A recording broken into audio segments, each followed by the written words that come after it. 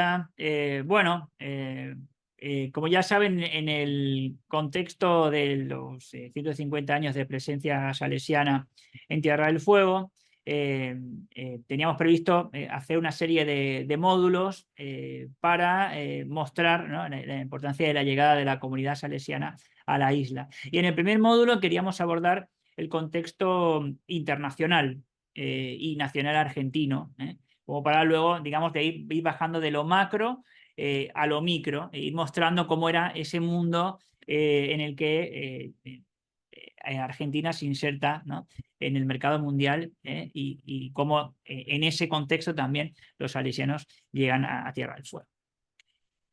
Bien, entonces, como ven aquí, en la primera filmina tenemos una serie de inventos. La segunda revolución industrial profundizaba el proceso de aquella primera revolución industrial que había empezado en Inglaterra aproximadamente en 1760. La segunda revolución industrial es un proceso más profundo y desde lo económico mucho más caro, en el que se producen algunos de los inventos que están viendo aquí, ¿no? El fonógrafo, el teléfono, la bombilla eléctrica, las turbinas, las cámaras fotográficas, el motor de combustión interna, el descubrimiento o mejor dicho, porque el caso del petróleo ya se conocía, pero el aprovechamiento del petróleo como nuevo combustible que terminará sustituyendo a mediados del siglo XX como energía al carbón.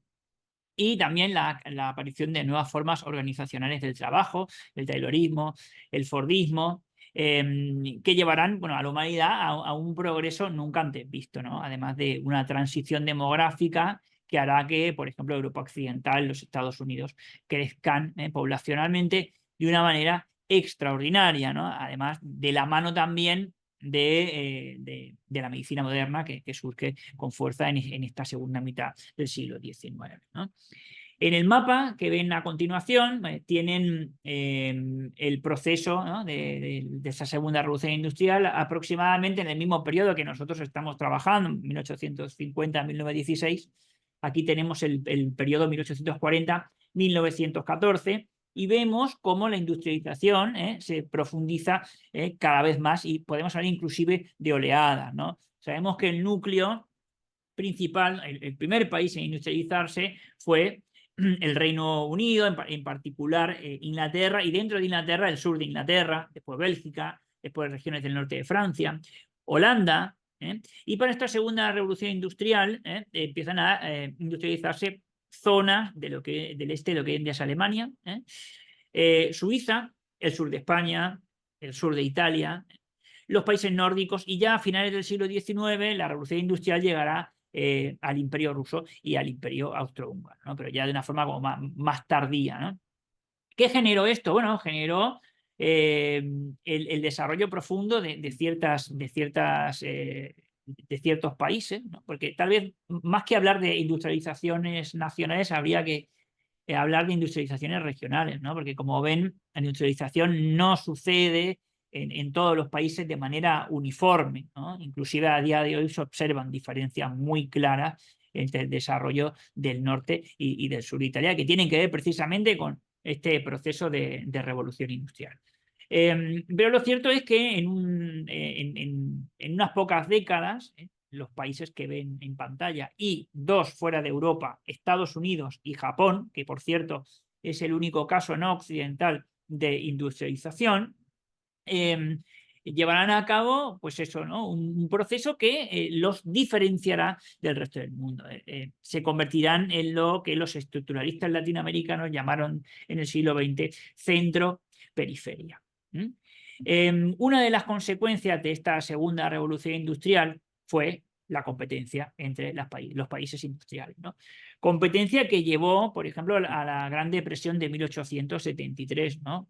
Tal vez la primera gran depresión de tipo moderno dentro del capitalismo, y que llevó a que los grandes industriales y capitalistas de Occidente presionaran a sus gobiernos para que estos les proveyeran de materias primas baratas, mano de obra barata y mercados cautivos.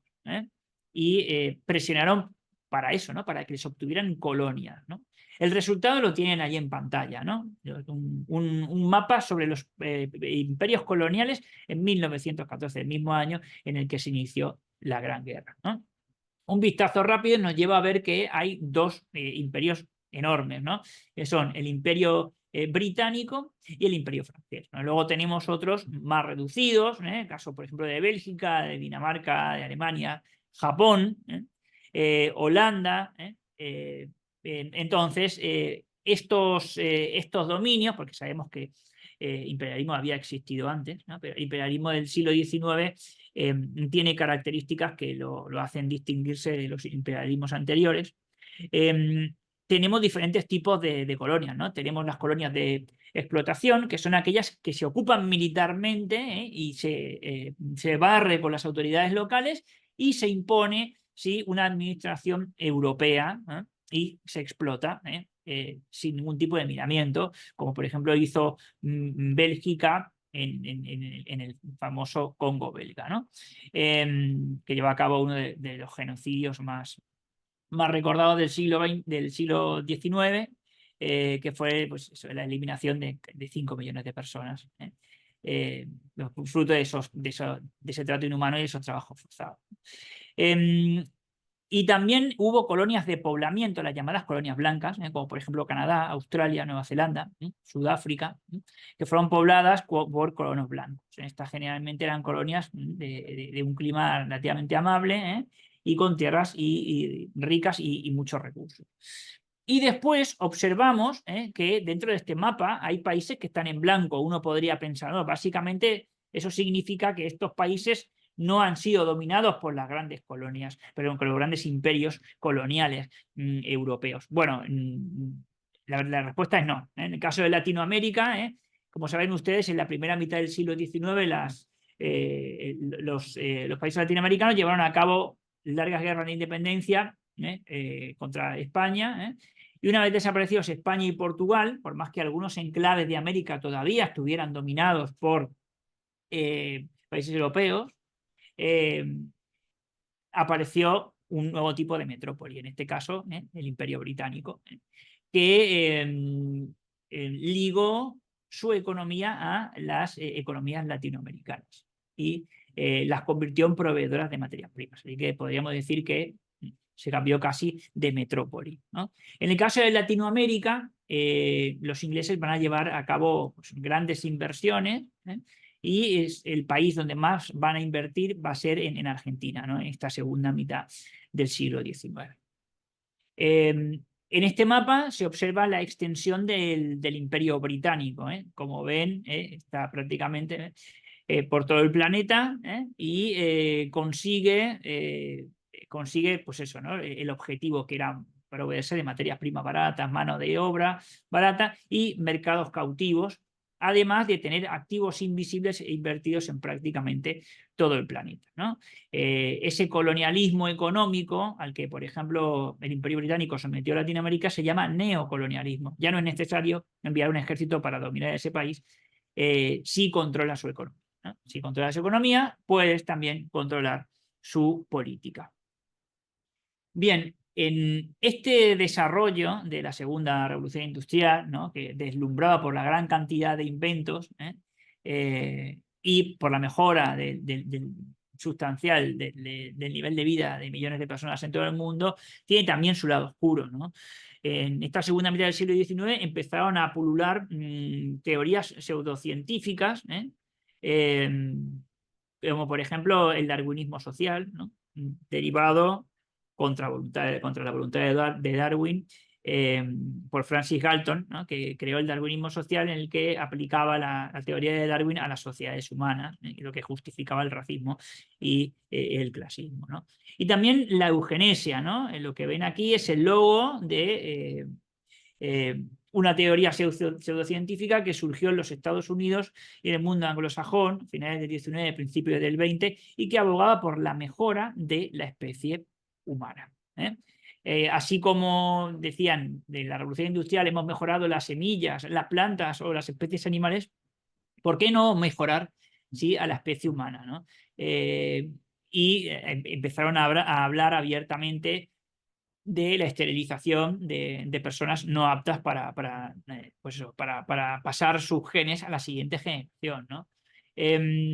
Fue una teoría pseudocientífica muy, muy famosa y que gozó de mucho éxito, por lo menos hasta mediados del siglo XX, que al final fue totalmente desacreditada por las políticas eugenésicas del Tercer Reich, ¿no?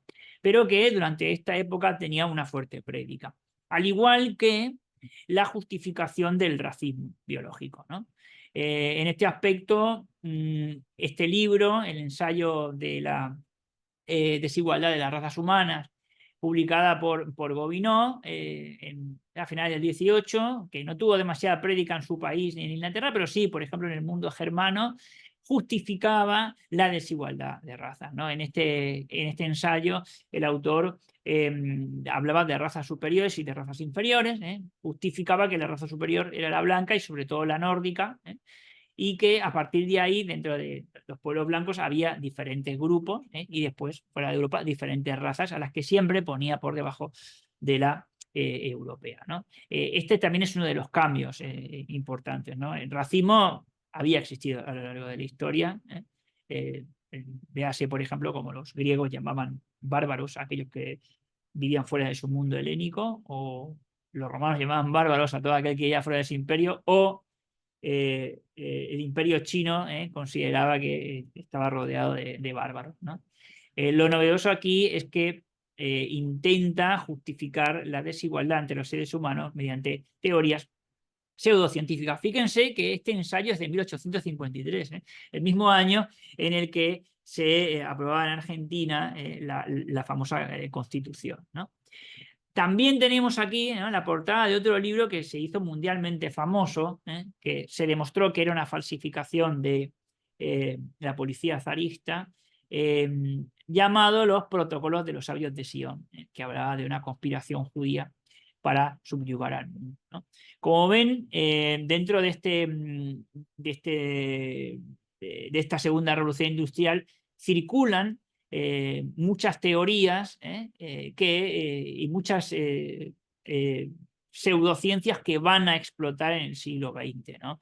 Muchos estarán pensando ya en el Tercer Reich, ¿no?, en las barbaridades que se hicieron durante el Tercer Reich. Bueno, los nazis no inventaron nada, gran parte de todo su sustento ideológico se creó fuera de las fronteras de Alemania.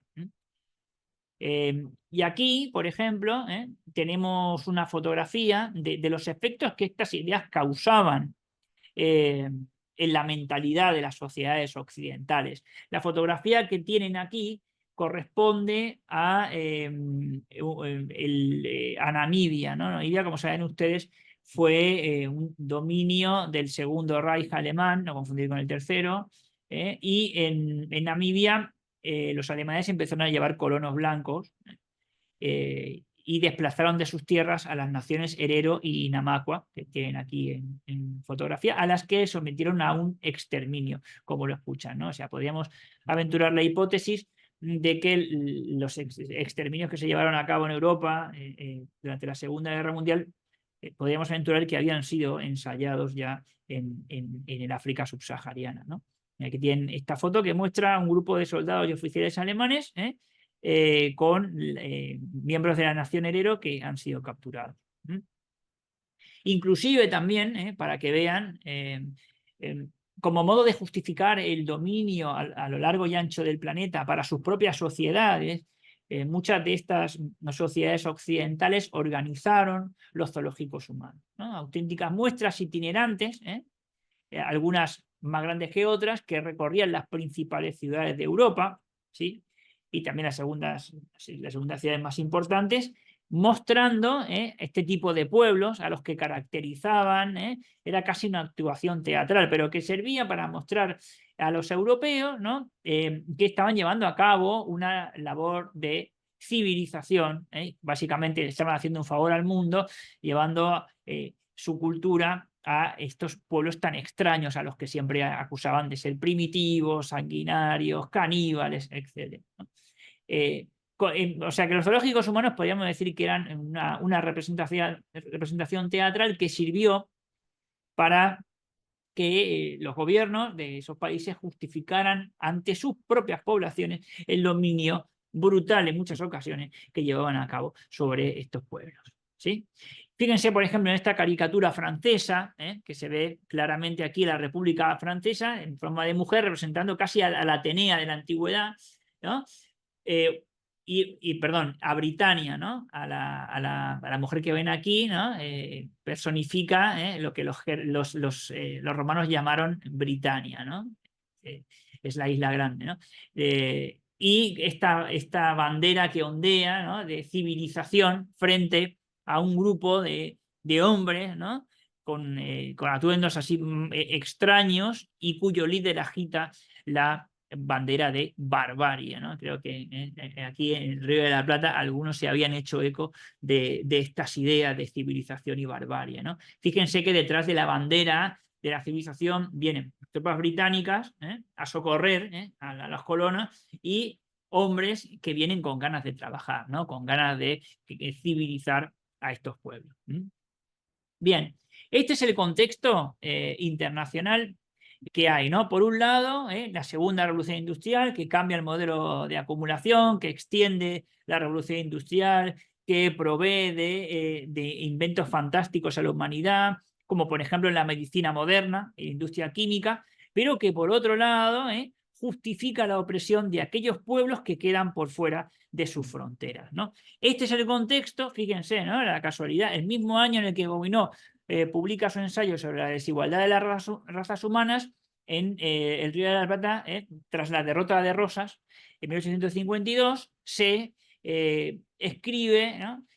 Por fin la Constitución, ¿no? Por fin el territorio tiene un marco jurídico y por fin se inicia un proceso de construcción nacional, ¿no? Que como saben ustedes, desde la independencia de 1816 había habido intentos de construcción, dos intentos constitucionales en 1819 y en 1826, que ambos fracasaron porque eran fuertemente unitarios y algunas de las provincias estaban en contra de esa forma de Estado, ¿no? Ese enfrentamiento también entre unitarios y federales, entre Buenos Aires contra el resto de las provincias, ¿no? Finalmente, bueno, dio su origen tras varias décadas a la Constitución Nacional en 1853. Pero, evidentemente, esto no sin tropiezos, ¿no? Ese mismo año, la provincia de Buenos Aires decidía separarse del resto de la Confederación y convertirse en un Estado independiente, que incluso llegó a reconocer Francia, ¿no? Y que solamente volvió a la Confederación después de dos batallas, Cepeda y Pavón, y después de asegurarse de que esa construcción del Estado Nacional Argentino se llevaría a cabo también bajo sus condiciones. Así que este es el contexto en el que aparece, ¿no? Fíjense el mapa de la República Argentina en ese momento. Ven que hay amplios territorios que no estaban efectivamente controlados por el gobierno argentino, y es que el desafío que tienen ante sí las élites liberales argentinas es gigantesco, ¿no? Un país enorme donde el Estado va a tener que ir controlando el territorio, asegurando el monopolio de la violencia, y para ello lo primero que hará será proveerse de un ejército de línea. Oscar Olda nos dice que en esta época la mitad del PIB argentino se va en la guerra, ¿no? En la creación de un ejército, ¿no? Y en conseguir que el Estado instituya su autoridad, ¿no? En terminar con todos aquellos grupos que de un modo u otro se opongan a la construcción de un moderno Estado-nación, ¿no? Así que esto es lo complejo del tema, ¿no? Un país poco poblado, un país periférico, un país que no está inserto en la economía mundial, que hasta inclusive a veces tiene que importar, escuchen esto, ¿no? Cereales, porque no produce la cantidad de cereales que necesita su población en algunos casos, ¿no? Y un país que en 1880, por ejemplo, no llega a los 2 millones de habitantes, ¿no? ¿Cómo transformar todo eso en un país que puede insertarse en la economía mundial?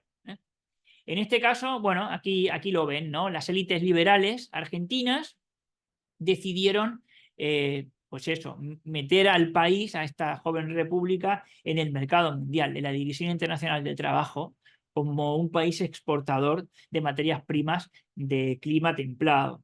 Y para ello empezaron a bueno, hacerse una serie de preguntas, ¿no? ¿Qué es lo que posee Argentina en grandes cantidades? Porque de los 3 factores de producción, tierra, trabajo y capital, Argentina solamente poseía uno en abundancia, las tierras, ¿no? Y más tierras que poseyó a partir de la mal llamada conquista del desierto, llevada a cabo por el general Julio Argentino Roca, presidente de la República después en 2 ocasiones, ¿no?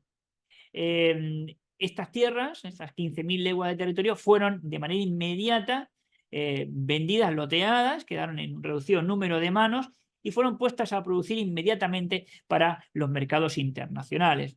También los capitales escaseaban en la República Argentina. Evidentemente se tenía que contar con las inversiones extranjeras. En este caso, estas inversiones solo llegarían cuando se hubiera pacificado el país y el capital tuviera garantías, ¿no? Por eso sería también un código mercantil, de que las inversiones serían protegidas por el Estado Nacional Argentino. Cuando eso se asegura, los capitales empiezan a fluir, la mayor parte de esos capitales vendrán del Reino Unido, en menor medida de Francia, de Alemania, y ya para principios del siglo XX de los Estados Unidos, y al llegar los capitales, al generarse actividad económica, llegará también la población, ¿no?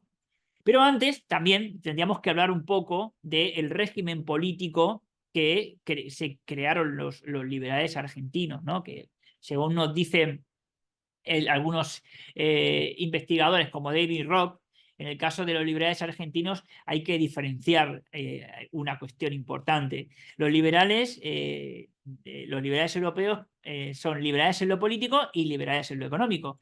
Liberal en lo político significa que es partidario de la vida, de la libertad y de la propiedad. Y ser liberal en lo económico significa que eres partidario del libre mercado. En el caso latinoamericano, y por supuesto en el caso argentino, liberal en lo político significa ser conservador. Como dice Natalia Botana, si a conservador nos referimos con conservar el poder, ¿no? Y en lo económico sí, son absolutamente liberales, es decir, partidarios de la no intervención del Estado en la economía, aunque esto último que acabo de decir habría que agarrarlo con pinzas, habida cuenta de que el Estado argentino se la pasó interviniendo en la economía durante todo el modelo agroexportador, ¿no? Bien, lo que tienen aquí en pantalla es una imagen de caras y caretas que muestra cómo a raíz de la llegada de Julio Argentino Roca a la presidencia, de la mano del Partido Autonomista Nacional, se creó toda una maquinaria política que excluía a amplias capas de la población. Es decir, que solamente podía votar aproximadamente el 1,7% de la población argentina, de los cuales de ese 1,7 votaba la mitad, porque ir a votar en una época en la que el voto era cantado incluía peligro físico para el votante, era extremadamente arriesgado y se desincentivaba. Y también sumado eso al fraude, ¿no? A la inexistencia de censos, a la quema de urnas y al asalto de algunas mesas de voto, pues, hacía que la cosa fuera realmente complicada, ¿no? Pero sí que permitió a las élites liberales controlar el poder durante varias décadas, hasta por lo menos la aprobación de la ley Sáenz Peña en 1902, ¿no? Otra de las cuestiones que sucedía en el país en paralelo a toda esta segunda revolución industrial, al imperialismo, a la construcción del régimen conservador, fue las grandes migraciones, ¿no? Como fruto de los grandes avances en la tecnología y sobre todo en los transportes que se dieron durante esta segunda revolución industrial, viajar tanta distancia durante tanto tiempo, por primera vez en la historia, fue relativamente barato. En el caso de lo que están viendo, bueno, observarán, ¿no?, los desplazamientos de un continente en explosión demográfica, ¿no?, que en gran parte incentiva la migración de sus ciudadanos hacia colonias o antiguas colonias para evitar también conflictos sociales, ¿no? En el caso argentino, las élites liberales se plantearon crear una Argentina blanca en una Latinoamérica mestiza, ¿no? Entonces, para eso fomentaron la migración europea. Originalmente, la migración europea que fomentaron era del norte de Europa, ¿no? Ellos se preguntaban, ¿dónde están los países más avanzados del mundo? Bueno, en el norte de Europa. ¿Dónde se ha llevado a cabo la revolución industrial en el norte de Europa? ¿Dónde están las mejores universidades? Bueno, entonces ellos querían traer gente del norte de Europa, alemanes, ingleses, daneses, ¿no? Belgas, franceses, escoceses, pero todos estos grupos, como ven, iban sobre todo a los Estados Unidos, atraídos sobre todo porque tenía los salarios más altos del mundo, ¿no? Y además, porque todavía Argentina no les terminaba de llamar la atención, ¿no? Hay muchos factores a la hora de emigrar, como dice Devoto, ¿no? Y el económico muchas veces no es el más el determinante, ¿no? Porque curiosamente los dos grupos de europeos que más llegaron a Argentina, como ven ahí, los españoles y los italianos, en el caso de los españoles, por ejemplo, no miran a Estados Unidos, miran a Argentina, tienen en cuenta más que cuestiones económicas, cuestiones de proximidad cultural. Bueno, en el caso de la Argentina, pues será dentro de América el segundo país más exitoso en recibir inmigrantes, ¿no? En esta época, de estas 6 oleadas migratorias que describe Devoto, de que, por ejemplo, en Estados Unidos llegaron 32.400.000 personas, ¿no? En Argentina llegaron 6.400.000, el segundo país en recibir más inmigrantes, de los cuales aproximadamente el 50% retornó a sus países de origen por diferentes causas, ¿no? Hay que tener en cuenta, por ejemplo, aquí que vemos la foto de inmigrantes recién llegados, que hay que tener en cuenta que según el censo de 1914, para que veamos el efecto que tuvo la migración en Argentina, el 30% de la población argentina en 1914 había nacido en el exterior del país y en la capital, Buenos Aires, el 50% de la población había nacido también fuera del país. Claro, esto plantea cuestiones interesantes, ¿no? Porque modificó extraordinariamente a la sociedad argentina. Ustedes piensen que la Argentina no llega a 2 millones en 1880 y que en la década de 1880 a 1890, por ejemplo, llegan 1 millón de inmigrantes, de los cuales se quedan a vivir de manera permanente algo más de 600.000, ¿no? Imaginan los cambios que eso genera dentro de la sociedad, ¿no? Desde la forma de hablar, la forma de socialización, ¿no? La moda, bueno, un montón de cosas, ¿no? También es cierto que de cada 100 inmigrantes, 75 venían de Italia y España, en ese orden. Pero eso no quiere decir que venían inmigrantes de otros lugares. Por ejemplo, los famosos turcos que venían de Siria y Líbano, pero que ingresaron a Argentina en aquella época con el pasaporte turco, porque entonces esos territorios le pertenecían al Imperio Turco, ¿no? O los famosos rusos, que muchos de ellos venían de los territorios del este de Europa que entonces le pertenecían al Imperio Ruso, muchos inclusive de origen judío, que venían huyendo de los pogromos, es decir, las persecuciones contra el pueblo judío que se llevaban a cabo en aquella época, ¿no? Y en menor medida franceses, belgas, ingleses, algunos escoceses, ¿eh? Así que el grueso de la migración argentina llegó desde el sur de Europa, ¿no? En esta filmina, por ejemplo, quería ponerles también dos mapas de Argentina, ¿no?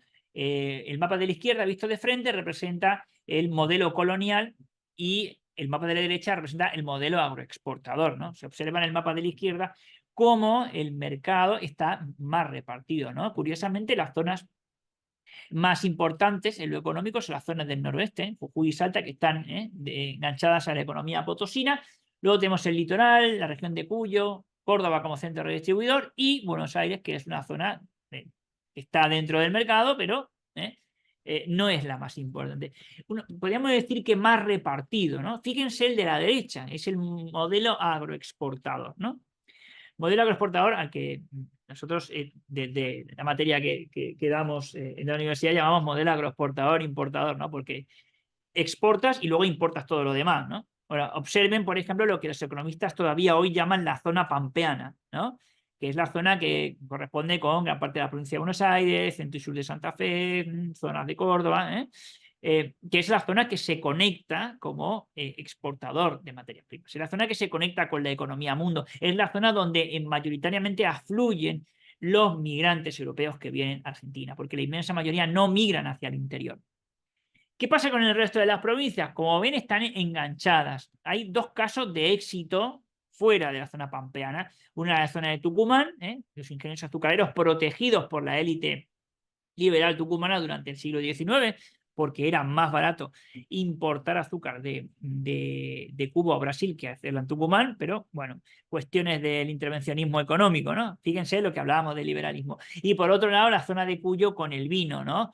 Eh, eh, vendiendo vino a gran escala a una sociedad que en la zona pampeana no deja de crecer y además con personas que vienen de países donde tradicionalmente se bebe vino, ¿no? Así que ahí tenemos que estas dos zonas se conectan bien indirecta con la economía pampeana. El resto de provincias o territorios nacionales muy desconectados, ¿no? En el caso de Santa Cruz y Tierra del Fuego, producción de lana, las primeras ovejas son traídas de Malvinas y se empieza a producir lana a gran escala que es exportada vía Punta Arenas, pues saben ustedes que Punta Arenas fue una ciudad comercial importantísima hasta que se terminó el Canal de Panamá, poco antes del inicio de la Primera Guerra Mundial, ¿no? Así que la lana fueguina se exportaba al mundo vía Punta Arenas, ¿no? en Chile, en el país vecino. Aquí tienen otro mapa que muestra la división económica tradicional del mundo, que nos sirve también para escenificar lo que los estructuralistas latinoamericanos llamarían, en la segunda mitad del siglo XX, centro-periferia, ¿no? Un centro conformado por países industrializados, en este caso Australia todavía está en vías de desarrollo, Nueva Zelanda lo mismo, que produce manufacturas, y una periferia que provee al centro de materias primas baratas, ¿sí? Entonces, en ese intercambio desigual, ¿sí? El centro siempre tiene las de ganar. En el caso argentino, bueno, aquí lo tienen, lo habíamos dicho, se inserta como exportador de materias primas de clima templado. Tiene un componente interesante, ¿no? Porque por un lado Argentina produce productos que no tienen demasiada competencia. Son solo un reducido número de países los puede producir a la escala que lo hace Argentina, Australia, Nueva Zelanda, Canadá, Estados Unidos, pero sobre todo Estados Unidos está volcado a su mercado interno de momento. Y por otro lado, las inversiones de capital fijo para producir materias primas de clima templado son más elevadas que si, por ejemplo, tuvieras que producir productos tropicales, ¿no? En ese aspecto, entonces, en el caso argentino, representa además un modelo muy exitoso de inserción en la economía mundial. El Producto Interior Bruto del país y el Producto Interior Bruto por habitante van a subir aceleradamente durante estos años. Inclusive el Producto Interior Bruto del país y por habitante va a superar a su antigua metrópoli, España, ¿no? Y también hay toda como una historia que habla, que se ha escuchado con fuerza en los últimos meses aquí en Argentina, de que Argentina llegó a ser el país más rico del mundo en esta época, a principios del siglo XX. Bueno, en realidad no, más o menos los investigadores lo sitúan en el sexto lugar. Pero cuidado, esto hay que agarrarlo con pinza, porque estamos siempre hablando de datos macroeconómicos. Porque si vamos a lo social, como ven en esta fotografía, nos encontramos con un régimen político, el régimen político armado por el Partido Autonomista Nacional, que es un régimen político excluyente, habíamos dicho que dejaba votar a muy poca gente. Así que mientras la población es escasa y el país crece aceleradamente en lo económico, el régimen político conservador más o menos funciona, pero a medida que la sociedad argentina se va engrandeciendo y complejizando y empiezan a aparecer las clases medias, se empiezan a generar movimientos opositores al PAN. En el caso de la fotografía que están viendo, son miembros de la Unión Cívica Radical, que este movimiento político fue un movimiento político que surgió en 1890 como resultado de enfrentamientos dentro del propio PAN y de sectores medios que querían los derechos políticos, ¿no? La Unión Cívica después se desgajó en dos, la Unión Cívica Nacional y la Radical, como ven, es la que conocemos todos, ¿no?